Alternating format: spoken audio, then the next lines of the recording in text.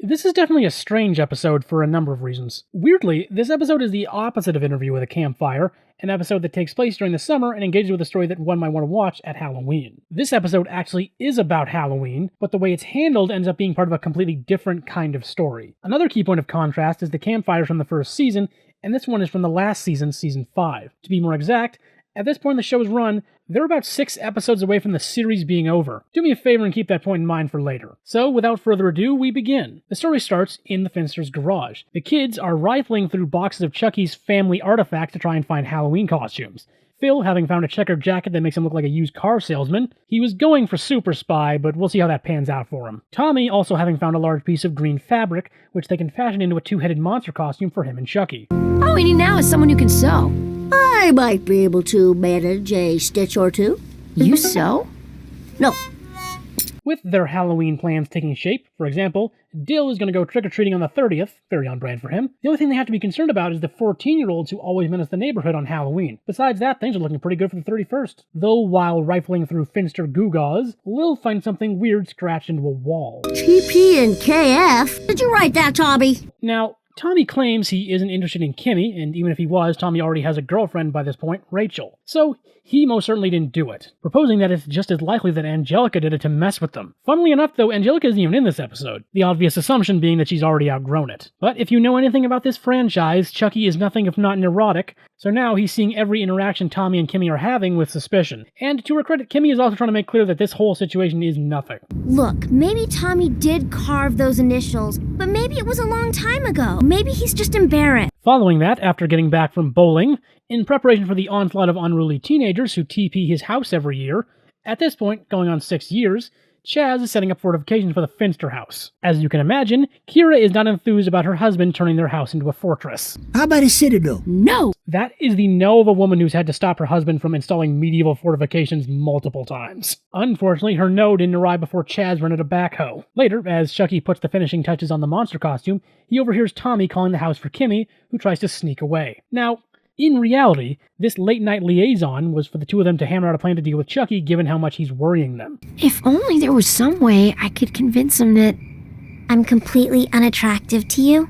Exactly. But the way Chucky sees it, their sneaking around is only making his suspicions worse. And Tommy's sarcasm isn't helping. So, not only does Chucky not want to go trick-or-treating with Tommy, he doesn't want to be friends anymore. And now this is the different kind of story I mentioned earlier. Obviously, this episode is about Halloween and the act of trick-or-treating, but the prevailing point that starts taking over is the concept that Chucky is starting to get really insecure about something that Tommy has never really thought about. The fact that, over the years, it's become increasingly obvious that out of the two of them, Tommy is considered the more socially accepted and desirable best friend. This carving fiasco was really just the straw that broke the camel's back. Problem is, while this sounds patently ridiculous, he's actually spot on. A point which only gets reinforced when Chucky starts looking around for someone to go trick-or-treating with, even asking the class mouse. Sorry, Chucky, I've got plans. And it starts getting around school that Tommy's now a free agent. So, a bunch of other kids start vying to fill the best friend void that Chucky normally fills. Whoa, bro. I had no idea you were so popular. Neither did I. Though, to his credit,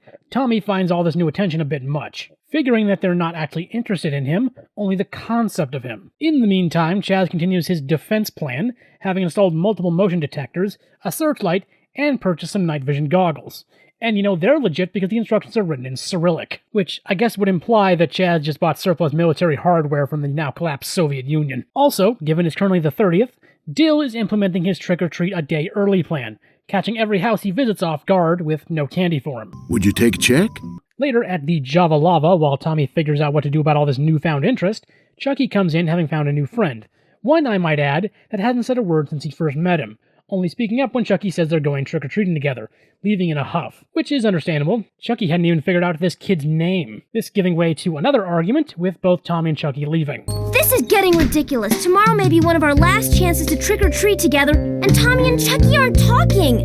We have to do something. This plan, which kicks off on the 31st, consists of tricking Tommy and Chucky into their two-person costume and then zipping them together to force them to work this out. What they did not predict is how badly those two don't want to talk to each other right now, and also there's a good reason Kimmy is so invested in them reconciling.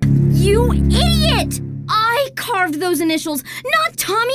Me! That's the other thing about this episode. It may not surprise you to learn that the concept that Tommy and Kimmy possibly having feelings for each other is considered a pretty significant revelation, one that certain fans might have a vested interest in, but it's never brought up again. Which does make sense, given, as I already said earlier, there are only 6 episodes left of the series from this point onward, so the writers obviously didn't think much of it. Though, to return to the episode's actual plot, now that there's actual proof one of them did make that mark, it actually makes the situation worse. Even if Kimmy swears it happened years ago briefly, it still confirms Chucky's suspicions, so he takes off to go trick-or-treating with Tommy returning home. And while he's there, checking in with his little brother to see if he wants to go get candy with him.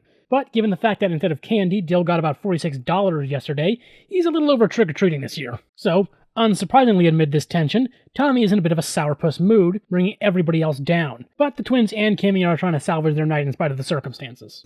A vampire, a genie, and a car salesman. International...